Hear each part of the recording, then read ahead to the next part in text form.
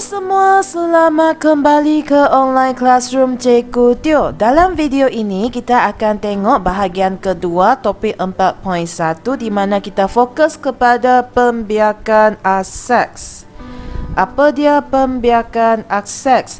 Apabila pembiakan seks berlaku, dia hanya melibatkan satu induk sahaja. Daripada video yang sebelum ini, kita tahu bahawa pembiakan seks memerlukan dua induk, iaitu induk jantan dan induk betina. Tetapi untuk pembiakan seks hanya satu saja. Okey? Dan persenyawaan tidak berlaku. Individu yang baru yang dihasilkan adalah seiras secara genetik. Maksudnya dia sama seperti induk dia. Dan variasi tidak wujud di kalangan anak dia. Maksudnya semua anaknya serupa. Okey, sama. Tidak ada variasi seperti pembiakan seks. Pembiakan seks ini ada beberapa jenis. Dalam video ini kita akan bincang 5 jenis, iaitu belahan kedua, pertunasan, penjanaan semula, pembentukan spora dan juga pembiakan vegetatif. Kita tengok satu persatu ya. Ini adalah belahan kedua. Macam mana belahan kedua berlaku? Dia berlaku apabila satu sel itu membahagi menjadi dua sel yang sama. Okey, kita tengok contoh di sebelah kanan ini. Okey, ini adalah sel induk ameba. Lepas tu nukleus dia akan mula membahagi dan sitoplasma dia pun membahagi sehingga dua sel anak dihasilkan. Okey, ini adalah belahan kedua. Contoh organisma yang menjalankan belahan kedua adalah ameba, paramecium dan juga bakteria. Yang kedua, pertunasan. Apa dia pertunasan? Dia proses pembentukan tunas pada badan organisma. Itu contohnya tengok di sini. Ini hydra. Dia dekat tepi ni ada satu tunas kan. Lepas tu tunas ini, okey, dia akan mula tumbuh dan terputus dan membentuk satu individu yang baru.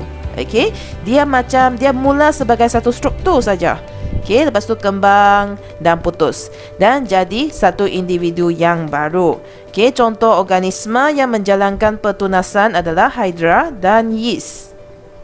Yang ketiga, penjanaan semula. Okey, so contoh di sini adalah planaria. Okey, apa yang berlaku ialah kebolehan fragmen. Maksudnya sekerat tu.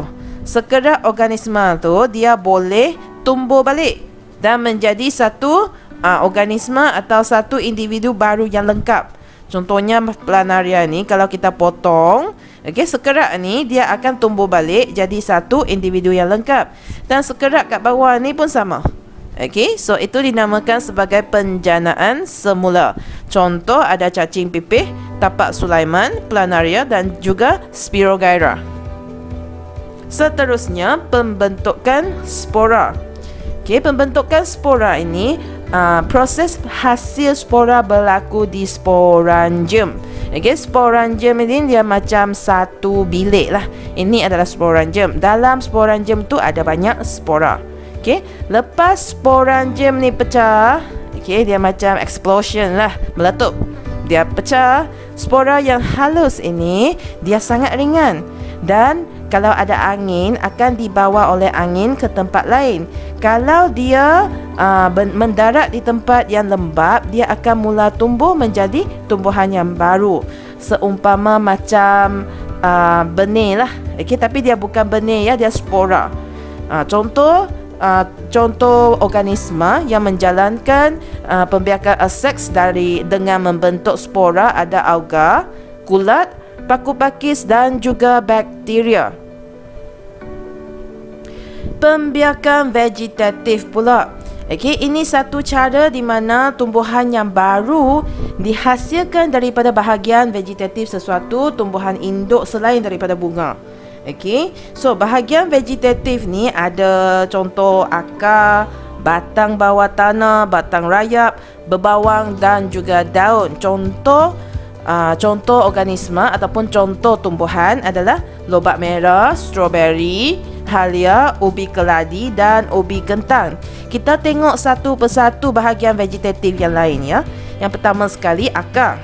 Ini ada lobak merah dan juga ubi keledek, di mana bahagian akar tumbuhan, induk ini akan kembang untuk menjadi tumbuhan yang baru.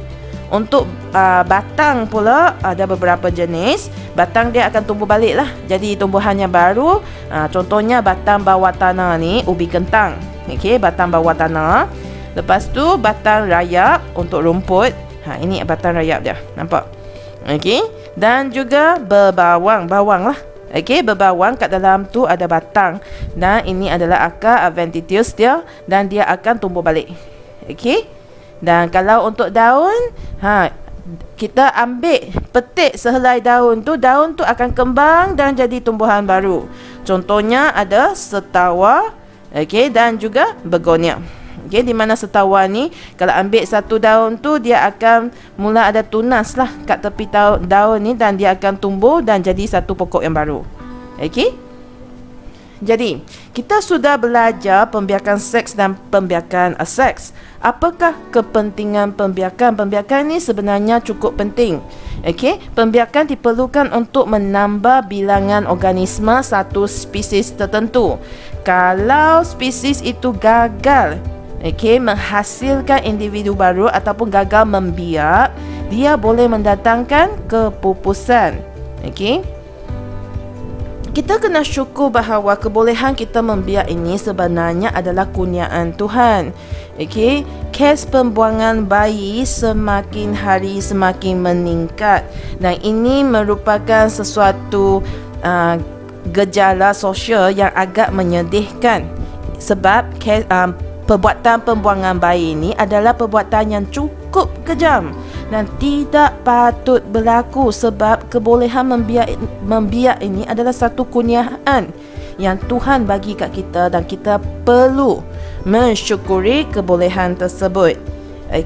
Jadi itu sahaja daripada Cikgu Teo dalam video ini. Kita jumpa lagi dalam video yang seterusnya ya. Bye. Kalau awak telah belajar sesuatu yang baru hari ini, jangan lupa untuk like dan subscribe ya.